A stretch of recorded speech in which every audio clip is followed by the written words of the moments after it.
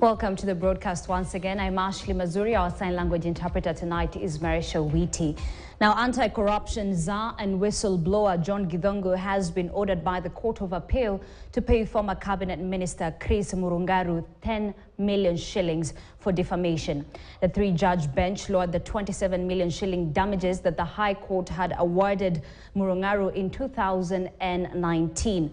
Murungaru went to court 17 years ago accusing Githongo of defaming him following his publication of materials on what came to be known as the Anglo leasing scandal, where Kenyans lost more than 3.6 billion shillings for a contract awarded to Anglo Leasing Finance, which wrongfully asserted it was in a position to supply Kenya with a system to print high-technology passports and naval ships, as well as the construction of forensic laboratories. Fred Kagonye has more.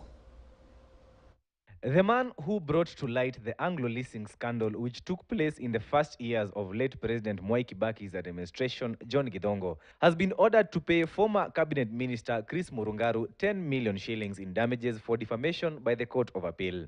Githongo had appealed a High Court decision that had awarded Murungaru 27 million shillings in damages for defamation following the publication of material by Githongo that named him and other officials in government as the key architects of the scandal, where taxpayers lost more than 3.6 billion shillings.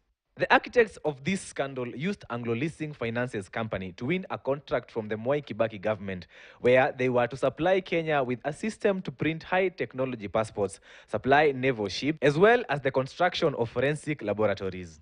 The court had directed Githongo to pay Dr. Murungaru 20 million shillings in general damages, 5 million shillings in exemplary damages, and 2 million shillings in special damages. Githongo, then a permanent secretary, resigned from the cabinet and went into exile after lifting the lid on the scandal.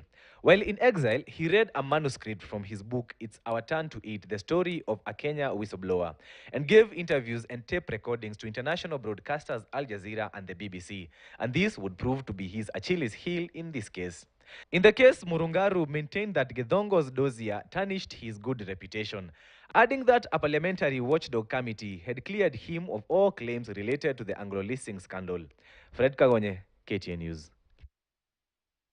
All right, 8 mourners died on Friday night after a van they were traveling in was involved in an accident along the Mai-Mahiu Narok Highway.